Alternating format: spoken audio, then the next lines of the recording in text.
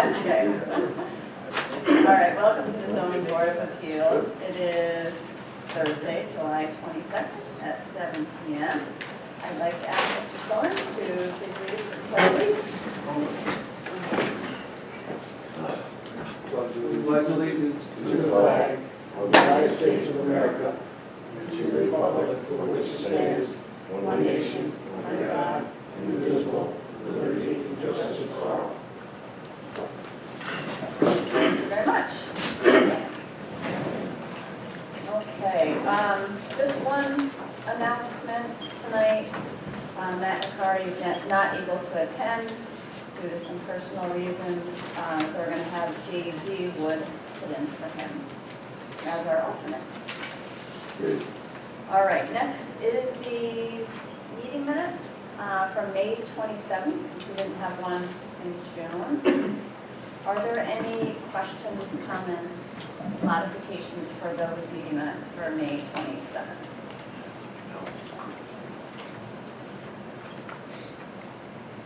No? Okay.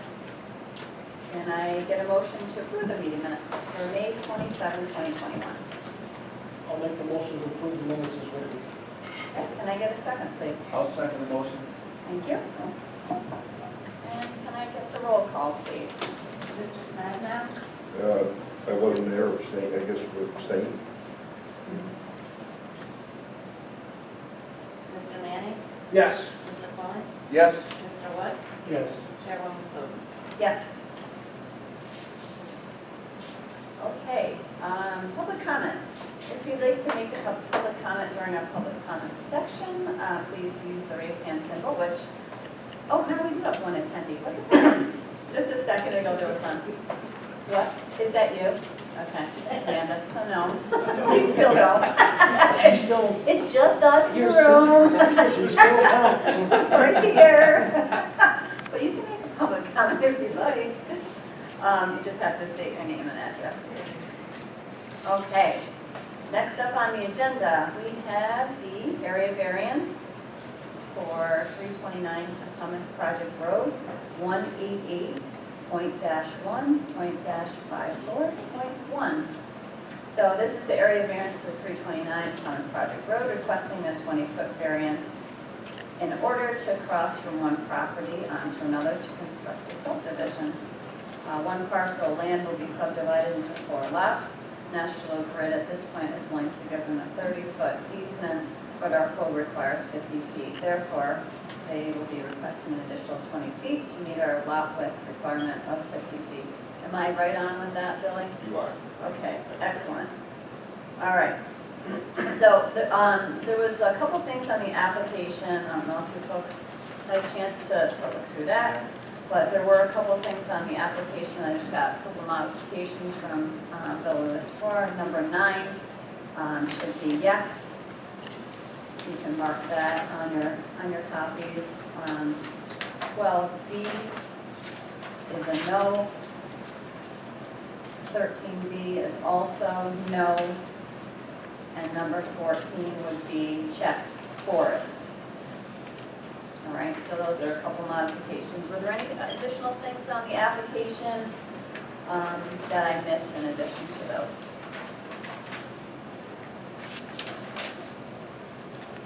Okay. All right, so Thomas or Linda Irwin? I assume you're the Irwins. Yes. Great. All right. Would you like to give us just a brief summary? I kind of gave you, the You were right on synopsis. 100%. This is exactly what we're doing. Perfect, okay. All right, I want to make sure that I'm not off base at all. I can help clarify. Okay, sure. It's in the H2 Hamlet, Rochester, West Milton, to the H2 Hamlet District in West Milton. The applicant is before the planning board to do a subdivision, a minor subdivision, which he has plenty of road frontage off of Town Project Road. He is requesting relief from a National Grid easement. Right now, the applicant has 2 easements on the upper part of Lot 1A, which cross over and connect the 2 lots. They create the easements across under the power line. they're looking to shift the lower easement down, and they're proposing, they're going before National Grid for a 50-foot right-of-way access, but more than likely, National Grid will give them a 30-foot. So at that point, our code says we need 50-foot to create a conforming lot, and that's what the applicant is before the board, to have 50, grant the relief of the 50-foot right-of-way restriction. Okay. Does the board have any questions for the applicant? Would you like us up here? No, you can sit right Okay. there. Make yourself comfortable. You're not holding up the sign, talking to the microphone, so. Okay. Bill? Amanda's all over it. I was gonna say, she's all over it. You're gonna make me do this, aren't you? Okay. I have a question for Bill. You said it's in a hamlet. What's the area for a lot or building on? Still 5 acres? There are or- 1 acre minimums in the hamlet. So it's 1 acre? 1 acre. The applicant in planning is not proposing any subdivision of property for a development. He's proposing just a subdivision of the lots for future use to, I guess the intentions I understand from the planning board application is to subdivide the mobile home park off the parcel and for intentions of selling and just having the separate lots.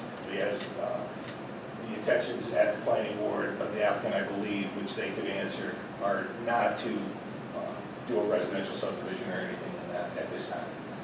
At this time. So at some point in the future, you're looking at taking lot 2B and subdividing that further? Right We now, have no plans for that at all. We have tried to sell the trailer park a few times over the last few years. Nobody has interest in the extra property. Everybody says, don't want it, don't care, not paying for it. They don't make any more land. There's like 22 or 23 acres there, give or take, depending on how it's laid out. Everybody only has interest in the trailer park and what money that it makes. So we decided that we would keep the extra property and possibly at one point build a house out there. And it just so happens that the same week we decided to do that, somebody we had dealt with about 4 years ago and contacted us and wanted to know if it was still for sale. So this just all happened at the same time, but that's basically what it is. We don't have any plans on putting maybe more than one house in the back for us in the future, but you never know, what's going to happen. We may not own it forever either, so. But I just don't want to see 22 acres of land just go because the next guy doesn't want it. I mean, it sits between a sawmill and, a government facility, so it's not a prime piece of property, but it's still property.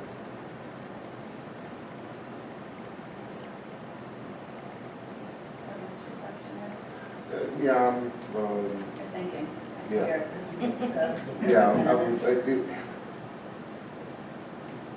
By doing this, are there PDDs or PUDs or anything like that allowed in this area, or it's just, no? So basically, I guess the thing that I'm concerned about, and I guess I need to do more homework before I could really ask you questions. Okay. I know where the area is, but I'm not really familiar, and so, I don't want to put the cart in front of the horse, or whatever, the horse in front of the cart, or something like that. So I'll hold off till next month, I think, before I have some questions about this lot. The rest of it's pretty, I could understand what you did. Yeah, unfortunately, Niagara Mohawk owns the property between it. They bought No, it I in understand the 1957, variance. so it's just Sure. something that's supposed to be simple, gets a little complicated. Good. Any other questions from the board? JD, Pat, Jerry? No, I know exactly what he's trying to achieve here, so I'm understanding what he's trying to do. What would be, Eric, what would be any problems with the way, what we're doing? I don't know, that, you know, this is different from, you know, in the R2, people have come to us and wanted to subdivide their land and asked for a variance, not for this 30-foot, but something else. And then, you know, they said, oh, you know, and that's it. And then, like a year later, they came back and said, well, now we want to subdivide this. But it's different, it's not a hamlet. It was, you know, and I felt like I got snookered. But this is different, and that's why I'm, you know, you're entitled to utilize your property, I guess is what I'm saying, and not having a real lay of the land. It would be wrong of me to try to impose something on you, that would be wrong. So I need to look things up, but thanks for asking. Well, the only reason that she's inquiring about this and you saying next month is because we have somebody that's interested in the park and he has to do a 1031 exchange. And he's already sold his property. Our only problem is we have to go through the process before we can sell him ours, and he's a little concerned about the timeline, and we're just telling him we're doing everything we can to, you know, get this. Yeah, it's a Like I little said. couple-step process. Right. You have this meeting, but then you have the public hearing next month. And that's kind of how it goes. You always kind of have at least a 2-month time frame, because you meet before us, kind of give us an overview, and then we Okay. give neighbors and folks within your proximity a chance to speak if they want to. Yeah. Okay, Okay. we've never done this before. so- Yeah. Yeah, no, this is, like I said, it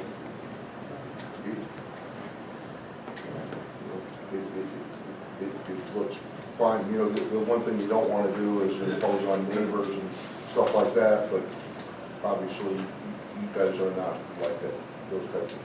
I don't think there's anybody really there to impose on, but you have to do what you have to do and make sure everything is, you know, all your ducks are in the row before you decide what you want to do, so I understand that. That property's been in my family for almost 60 years, so my dad bought it in the 60s, so.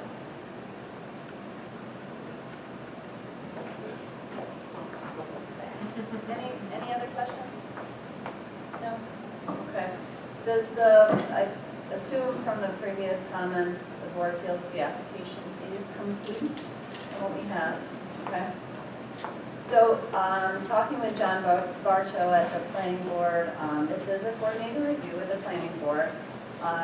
So they were the lead agent on seeker. They have classified this action as unlisted under the State Environmental Quality Review Act, or seeker. If we were to independently review this from a zoning board perspective, we would classify it as type 2, which would be exempt because of the single family aspect of it. All right, so that's just for our records. It's not anything you have to do at this point. So, can I get a motion to schedule the public hearing for next month, which would be August 26th at 7:05 p.m., please? I'll make the motion to schedule for next month at 7:05. Second? Okay, can I get the roll call, please? Mr. Smadsna? Yes. Mr. Manning? Yes. Mr. Quillen? Yes. Mr. Wood? Yes. Chairwoman Sodi? Yes. Thank you. All right, so we will see you next month at about 7 o'clock. 7:05 we'll start the public hearing, and if anyone, you know, within your proximity wants to come and speak to it, or they can log on Okay, I online, understand. Okay, yeah. that is fine too, or a lot of times no one chooses to come, and that's okay too. Will we have a decision next month, or will it take a month after that? Most likely, if things go as planned and, you know, there's no additional questions, nothing comes up, hopefully we can make a decision at that point. If there's additional questions that come up between now and then, you know, it's dependent on kind of what comes up. Sometimes It's a possibility quickly. to. Yeah, okay. yep, okay. All right. Well, thank you very much for coming out to see us. All right, thank you for coming. All right, so as I sent the email out about the area variance application for 240 See you later, Greenfield. Thank Good you. job. See you. Thank you. Thanks, Bill. I talked to John Barco as well on this from the planning board perspective, and it only needs a waiver from planning board for the variance requested, so for the access road. So an area variance is not needed from the zoning board perspective. At this point in time, if something changes, if they have talked about some different alternatives as far as setbacks and things like that, obviously, if that changes, then it will still come before us, but obviously they'll have to modify, make some modifications to the application. So that's that. I do not have any other announcements. Does anyone have any additional? No. Can I get a motion to adjourn, please? Motion to adjourn. Second. Thank you. Okay, and we all are in agreement with the adjournment. Thank you, Patty, Amanda. That's it.